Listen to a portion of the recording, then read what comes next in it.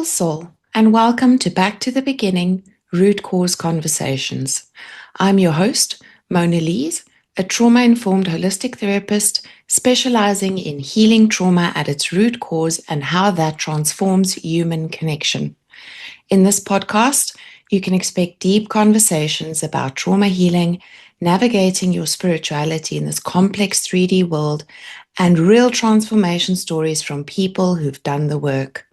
This is where spiritual depth meets practical reality. So without further ado, let's dive in. Hello, Bashar. And to you, good day. What is the meaning of love? Love is the frequency of existence itself. It means you are always unconditionally supported, no matter what you choose. It means you are free to be who you truly are. Okay. That's what it means.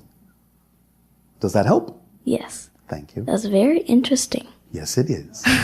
Well, hello, beautiful human, and welcome to episode 12 of Back to the Beginning Root Cause Conversations. I wanted to open today with that clip before I said a single word of my own, because I think it might be one of the most important things you hear in this entire episode.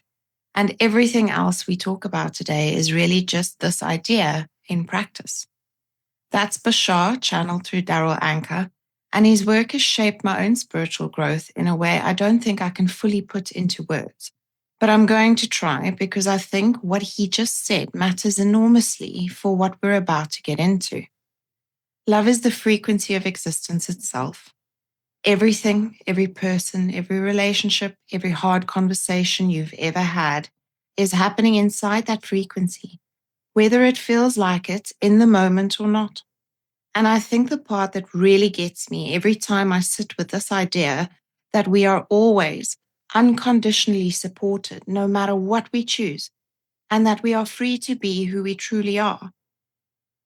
Sit with that for a second because I don't think it's meant to be understood quickly. I'm not going to explain everything that clip means right now, because we're actually going to go a lot deeper into this exact idea later in the episode. And I think it'll land even harder once you've heard what we're about to talk about first. So keep it somewhere in the back of your mind as we go, because it's going to make a lot more sense once we get into it properly. Because today we're talking about boundaries, and I want to pick up something we left on the table a couple of weeks ago, something I don't think I gave the space it actually deserved. In our last episode, when we were pulling apart words like gaslighting and narcissist, and looking at how pop psychology has quietly stripped them of their real meaning, I touched on boundaries too, and I remember saying that boundaries have had a real moment over the last few years, and that I was glad people were finally talking about them, which I am. And then I moved on fairly quickly to the next word on the list. Ever since I said that, it's been sitting with me because boundaries are not just a side note in this work. They're one of the places where healing actually gets tested in real time. And I think this topic deserves its own full conversation rather than a few minutes squeezed into a bigger container. So that's what today is. And I want to ask you something before I say anything else. When was the last time you said no to someone and your body reacted like you'd done something wrong, even though you hadn't, and even though you knew somewhere underneath the guilt that the no was completely fair? I ask because it still happens to me too.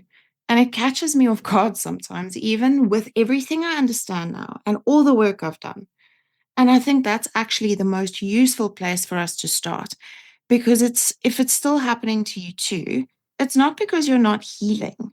It's because your nervous system is unlearning old patterns. It's just old wiring doing what old wiring does, and old wiring can be worked with. Every boundary that you set and keep erodes the discomfort and the pattern bit by bit.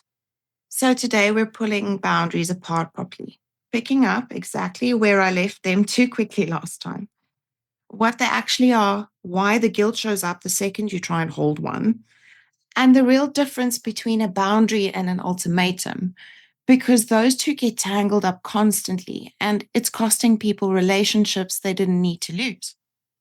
And then we're going to talk about something I think gets missed almost every time this topic comes up, which is how to hold your ground without turning people around you into villains for still learning their own boundaries and limits. So grab your tea or your coffee or water or whatever it is you're into, and let's get into this properly. A few years ago, someone I love very much asked me for something I genuinely couldn't give them. And it wasn't because I didn't want to help. It was because giving it would have cost me something I wasn't willing to lose. My own capacity and my own peace, my own ability to actually show up for the rest of my life and not just that one moment in front of me. So I said no. And the reaction was really quite visceral. If I'm honest, it caught me off guard in a way I wasn't expecting because I hadn't braced for how much that one small word would land in the room. And in the 3 seconds after it left my mouth, my chest tightened and my mind started producing arguments for why I should take it back. And I actually opened my mouth to soften it, to add some qualifier that would make it hurt a little less for them, even though it would have made it a little less true for me. I didn't take it back, but I wanted to quite badly. And afterward, I sat with that reaction for a long time because I was curious about it clinically and not only personally. But what I kept coming back to was this. I grew up, like a lot of us did, learning that being agreeable was how you stayed loved, not through anything dramatic, just small, repeated moments where saying yes got you warmth and saying no got you distance or disappointment or a slightly cooler tone in someone's voice. And your nervous system doesn't need one big traumatic event to learn a lesson like that. It just needs the pattern to repeat often enough, and it will.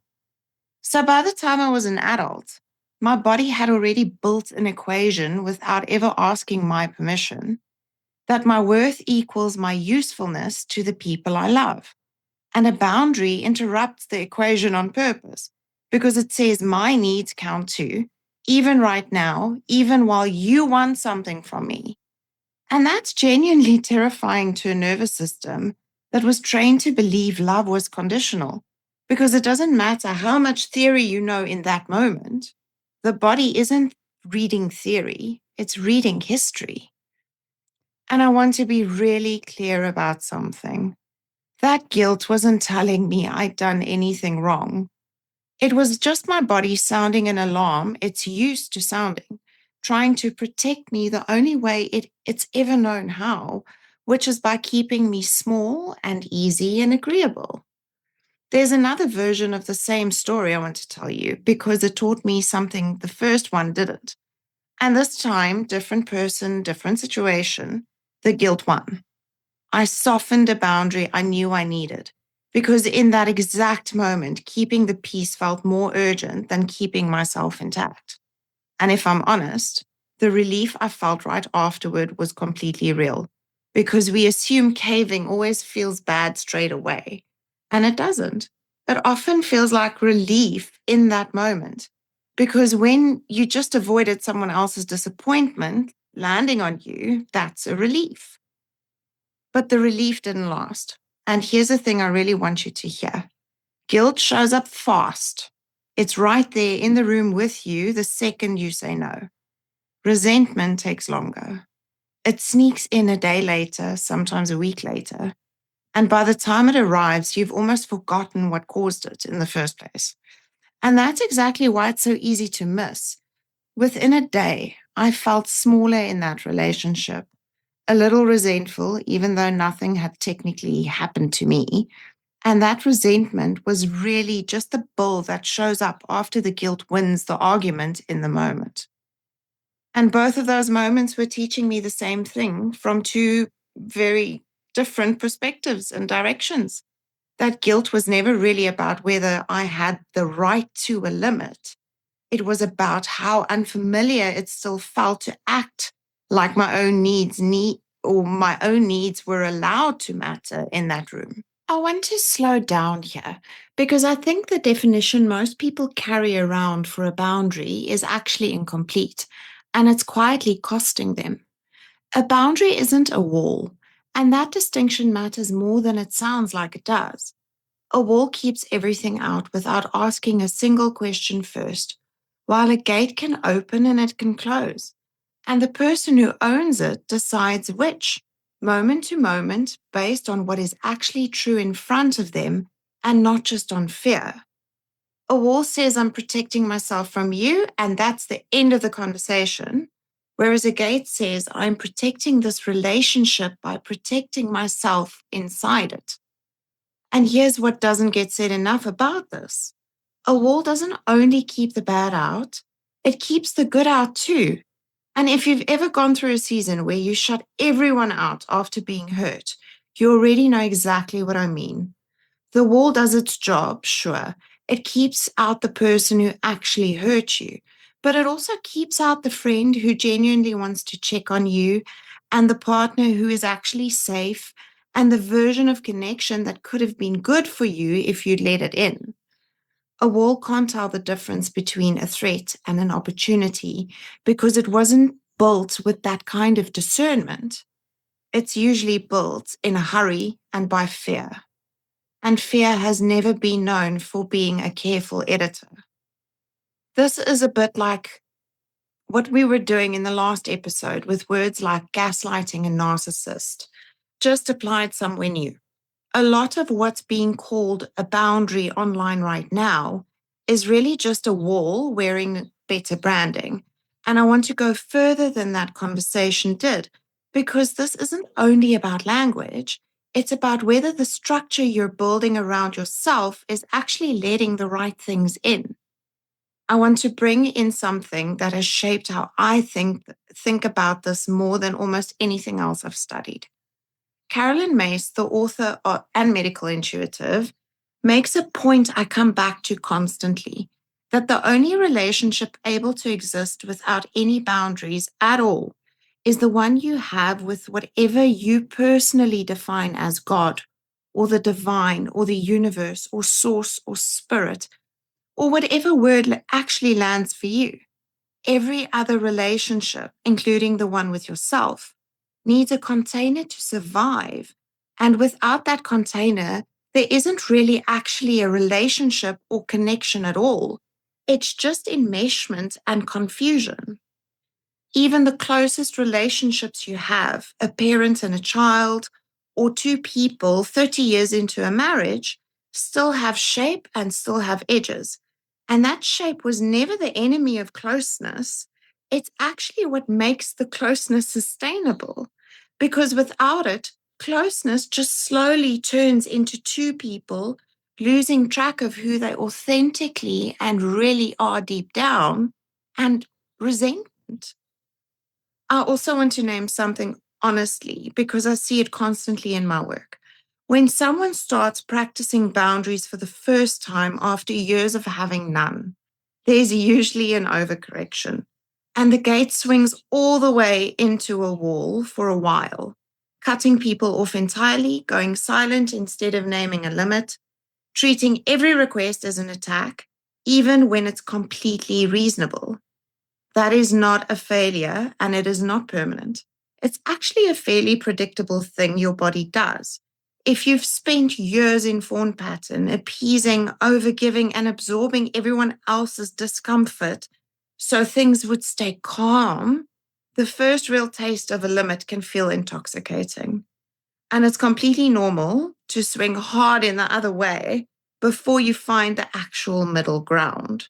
Think of this as contrast showing you where you need to be. A wall, most of the time, is actually just a boundary that hasn't learned yet that it's allowed to be a gate instead. Underneath all of that structure we just talked about, there's a feeling driving it. And it's worth understanding exactly what that feeling is, because once you see it clearly, the guilt stops feeling so confusing. If you grew up somewhere that love felt conditional on being agreeable, on not causing waves, and on being easy to manage, your nervous system learned something early, and it learned it well, that safety comes from being what other people need you to be and not from being who you actually are. And once that's wired in, any moment where you assert your real self gets flagged internally as dangerous, not because it actually is dangerous, but because it's unfamiliar, and your body treats unfamiliar the same way it treats unsafe. There's a reason this shows up so consistently, and it isn't a personal flaw, it's developmental. Attachment research, going back to Bowlby's original work, shows children adapt their behavior to whatever keeps a caregiver emotionally available, even when that means quietly suppressing their own needs to do it. And if a caregiver responded to a child's separateness or their opinions or their no's with withdrawal or visible displeasure, that child's nervous system learned early that being agreeable was the entry fee for staying connected. No 5-year-old decides that on purpose. It's just how an attachment system builds itself to survive whatever environment it happens to be in. And often this isn't the only inherited um, form. What happens directly isn't the only thing that has an impact on you. Sometimes it's modeled behavior. A lot of us watched a parent or a caregiver, usually the one who carried the emotional labor of the family, the one who absorbs everyone else's needs without ever naming their own. And we model that behavior because that's what we've learned. We learn that we have to perform for love. I want to connect this to something I've been building out more fully in my writing because it matters here. I'm working through a series on the 5 core emotional wounds sitting underneath almost every pattern we repeat in relationships. And boundary struggles usually trace back to a couple of these more than any others. If your struggle centers on a fear that saying no makes you unwanted, that tends to be a rejection wound. And if it centers on a fear that holding a limit will make someone leave altogether, that's closer to abandonment, which I just published a full piece on last week, if you want to go deeper into that, because the two look similar on the surface and get confused constantly, but they don't heal in the same way. For now, what I want you to take from this is simpler. That if setting a boundary makes your whole body brace like the relationship itself is on the line, that's not random. And it's not a character flaw. It's your wound talking. And wounds can be worked with once you actually know which one you are looking at. There's an identity piece underneath all of this. And honestly, it might be the whole reason boundaries feel so impossible for so many people. Because think about it. How are you supposed to know where your limit actually is if you don't know who you are underneath everything you've been performing? You can't protect a self you've never actually met. If you've been doing your own healing work, you know a huge part of it is letting go of who you are not. The performed version, the palatable one, built plank by plank to stay loved and safe somewhere your full self wasn't always welcome. That version served you, and I want to say that clearly, because I'm not interested in anyone shaming their younger self for building it. It kept you connected when connection felt like survival. But as that version starts falling away, the real self underneath doesn't just quietly show up unnoticed. It has needs and limits and things it's no longer willing to tolerate.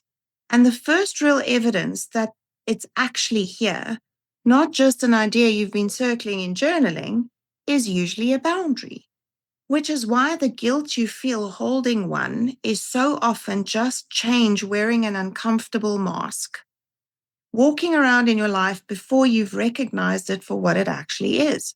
It's not proof you've done anything wrong. It's proof that an old identity and a truer one are trying to occupy the same body at the same time. And something's got to give. I want to be precise though, because I'm not interested in romanticizing all guilt. Sometimes guilt is legitimate and it's doing its job. If you've genuinely hurt someone unfairly, that guilt deserves your attention. But the guilt that arrives the instant you say no to something reasonable, before you've even finished the sentence, that guilt is almost never about what you did. It's about what your nervous system was taught your worth depended on a long time ago. And this is really the whole point of today's conversation, if I'm honest. Knowing yourself, actually knowing what you need and what costs you too much isn't selfish. It's the foundation this entire process stands on, because you cannot set an honest boundary with anyone else until you've gotten honest with yourself first about what you actually require to feel safe. That self-honesty isn't indulgent. It is where it all starts, and it's where all of this has to keep starting over and over every time you meet a new edge in yourself that you didn't know was there yet. So once you've done that work of actually knowing yourself, what does it sound like when that knowing turns into actual words in a real conversation? Because this is where a lot of well-meaning people still get it wrong. Not out of manipulation, just because nobody ever sat them down and explained the difference between these two things. A boundary describes what you will do. It's about you, and it sounds like, if conversations turn into shouting, I'm going to leave the room and we can talk again once things are calmer. And notice what that sentence is actually doing. It doesn't demand the other person to stop shouting. It doesn't require them to change at all. It simply tells them what you'll do to protect yourself if it happens. And that's what puts you in control of it. Because a real boundary only ever needs your own follow through, never anyone else's cooperation, right? An ultimatum demands someone else's change, usually under threat of a consequence you may or may not actually be willing to follow through on. And it sounds like, if you don't stop talking to your friend group like that, I'm leaving. That sentence isn't describing what you'll do for yourself at all. Well, it does, but that depends on what the other person does. You are requesting a change. It's trying to control what someone else does, using the relationship itself as the leverage to get there. And this is the uncomfortable part, if I'm honest. Ultimatums get dressed up in boundary language constantly because boundary language just sounds healthier, more evolved, and a lot of us have learned to speak fluent therapy without necessarily doing the work underneath it. But if a sentence needs someone else to change before you can feel safe, that's an ultimatum. Whatever the vocabulary it happens to be wearing, and a real boundary never needs the other person's cooperation to work. It only ever needs yours. Let me give you some actual language, because theory without words leaves people stuck exactly when they need the words the most.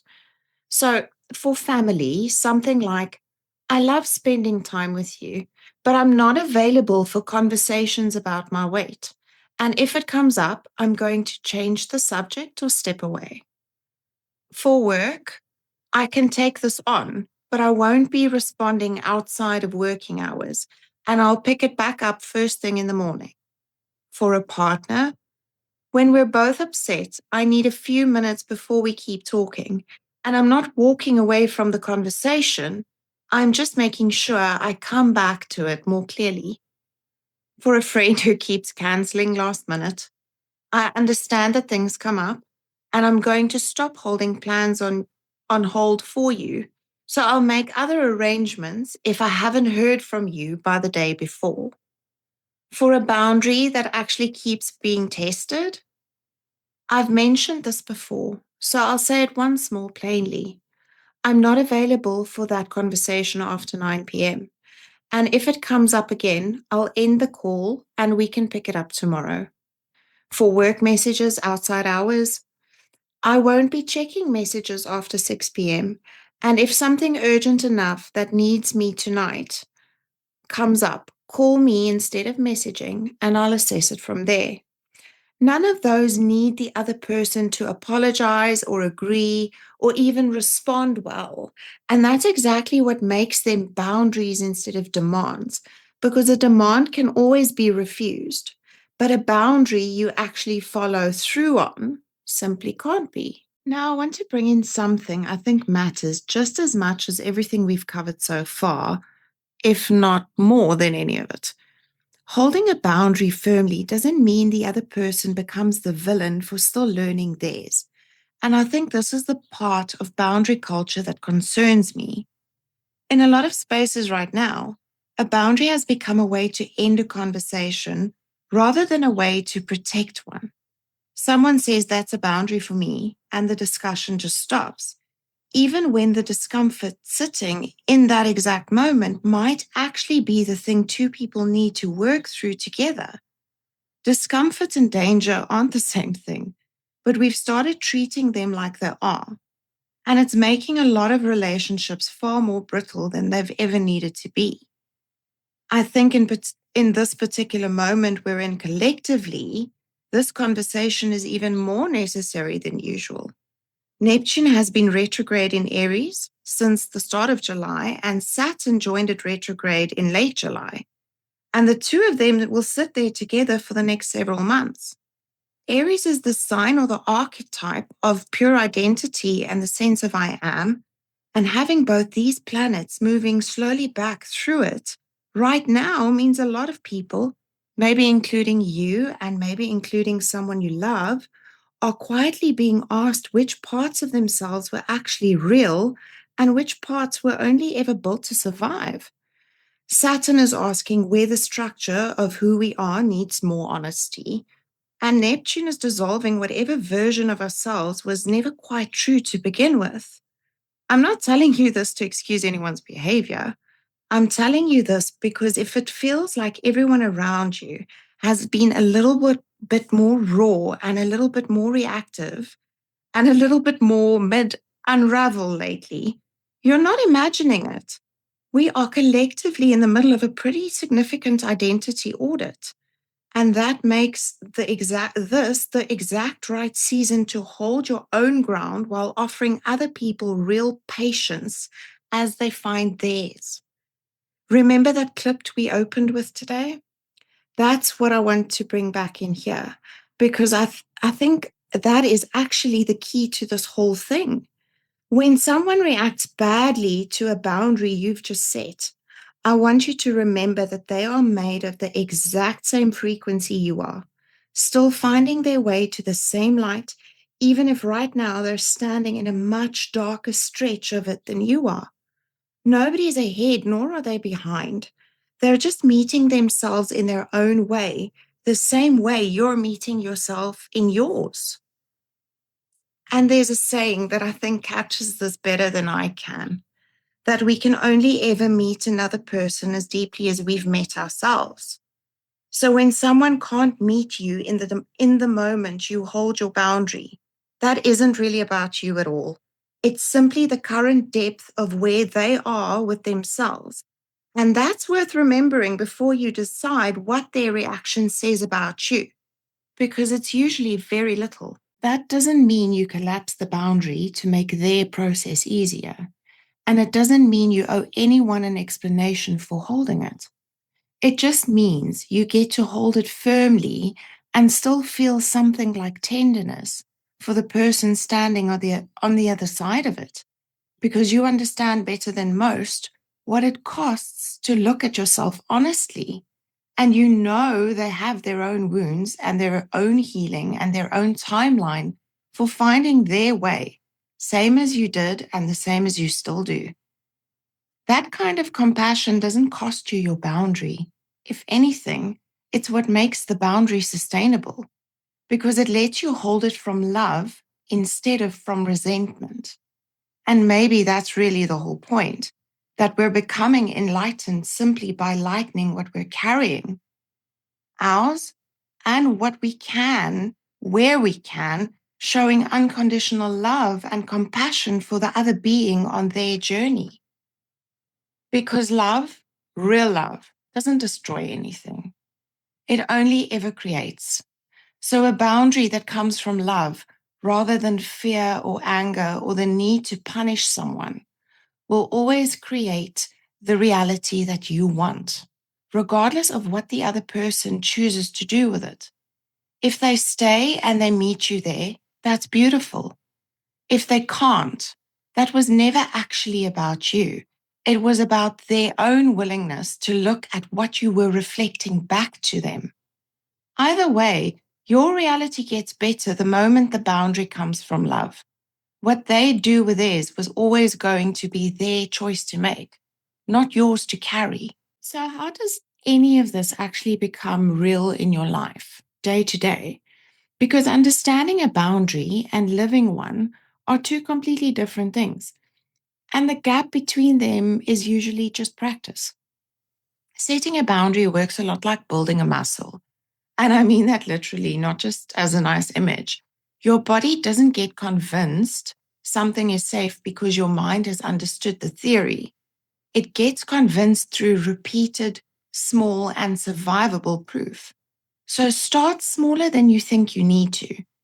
Practice on the low stakes boundary first, like the coffee order that comes out wrong, or the meeting that's running over, or the friend who wants an answer right this second when you actually need like a day or two to just think about it. Hold that one. Notice that the world doesn't end and let your nervous system quietly file that away as evidence. Every boundary you set and actually keep erodes a little bit of that old discomfort in the same way a muscle only grows when you ask it to do slightly more than what it's used to do. And then let it recover and then ask it again. So once you've got a few of those small wins behind you, the bigger boundaries, the ones with your mother or your father or your partner or that client who keeps messaging you at midnight, stop feeling like free falls and start feeling like something you've actually trained for.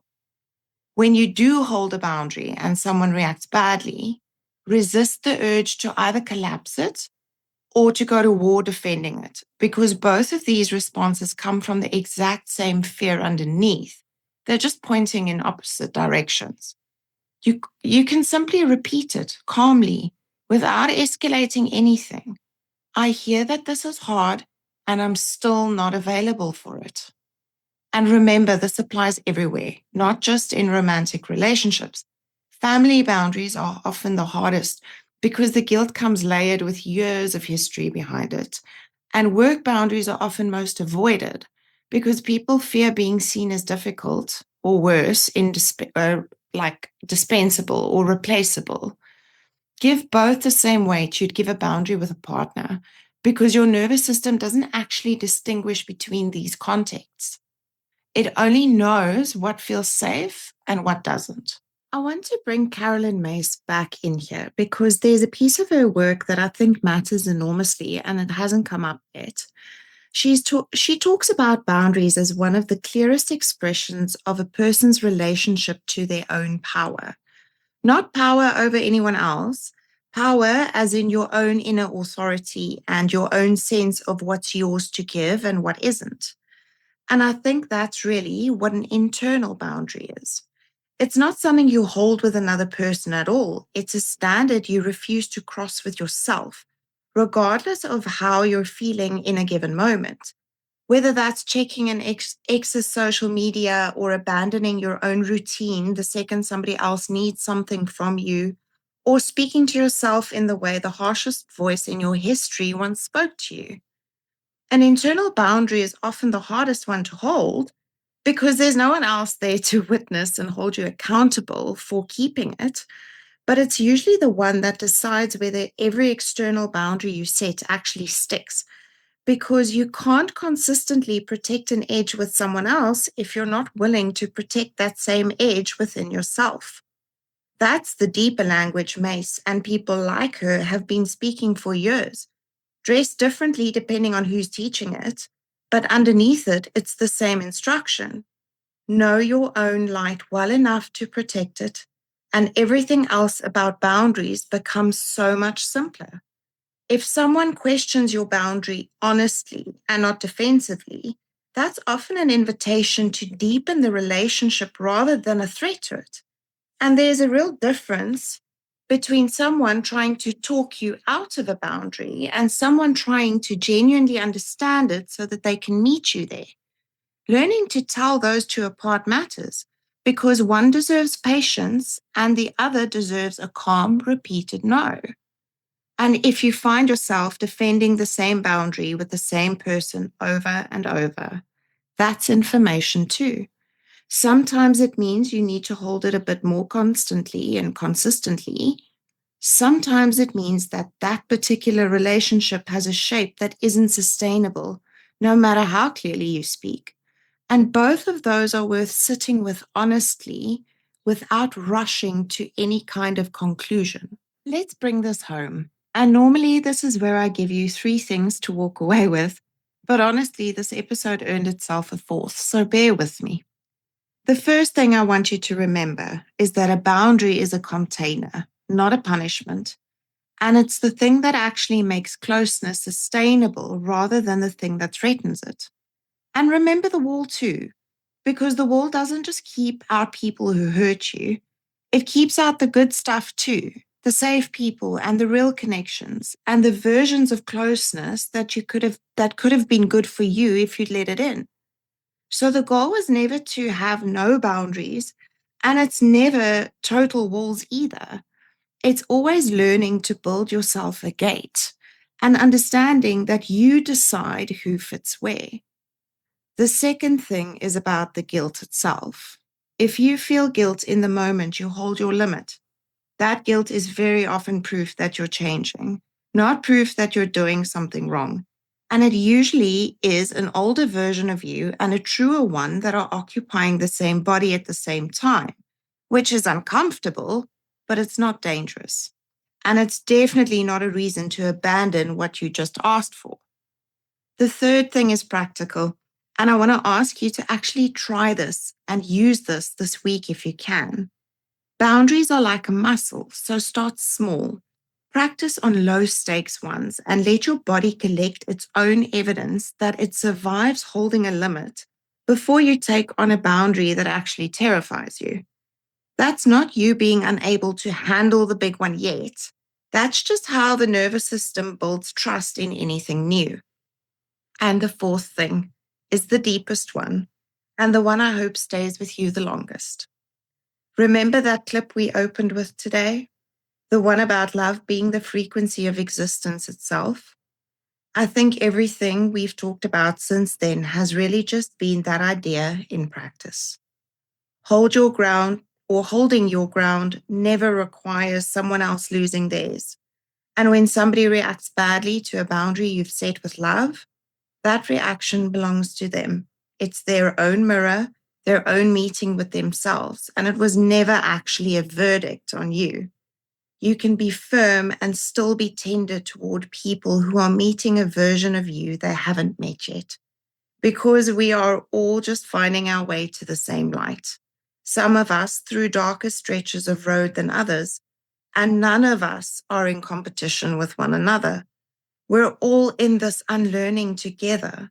All of us, always unconditionally supported exactly as we are. Before I let you go, I want to say this clearly. If boundaries still feel hard for you, even after everything we've talked about today, that's completely okay. Nobody masters this overnight, and I certainly haven't either, guilt and all. Be as patient with yourself as I've asked you to be with other people. And remember that every single small boundary you practice this week is doing more work than it looks like it's doing. Your body's learning something your mind already understands. This is, and always will be, a judgment-free zone. And wherever you are in learning to hold your own gate, you're welcome here, exactly as you are, still learning, just like me. And if any of this stirred something in you today, if you found yourself recognizing that your struggle with boundaries is really a struggle with knowing yourself at a level we've talked about, I want you to know that that's really the whole heart of the work that I do, inside Unbreakable and inside Cycle Breaker both. Neither of those is really about learning boundaries as a technique you master once and move past. They're about coming to know yourself so completely that a boundary eventually stops feeling like a fight and starts feeling almost simple because you already know exactly what's yours to hold and what isn't. If you want to explore what that could look like for you, there's a free clarity call linked in the description. No pressure at all. It's just a real conversation to see where you're at and whether it's the right fit. Thank you for being here, and thank you for choosing to go back to the beginning. Thank you for choosing to go deep with me today, because that's where the good stuff lives. I'll see you in 2 weeks.